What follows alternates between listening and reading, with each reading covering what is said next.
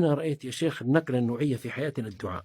والله يا أبا عمر إني ما رأيت في حياتي والذين سبقوني في الصلاح والخير أعرف مني بهذا.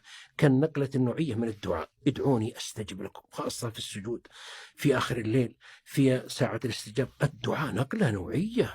نحسن الظن بربنا، وبحول الله أن النتائج جميلة وإيجابية بحول الله. ما رأيت عظيما في الإسلام إلا متفائلا. قرأت موسوعة العظماء والأعلام للزركلي كله وكررته.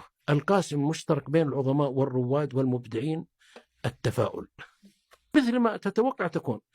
يقول في كتاب السر: إن توقعت أن تكون ناجحا فأنت صادق سوف تكون ناجحا، وإن توقعت أن تكون راشدا أو فاشلا فأنت صادق سوف تكون فاشلا.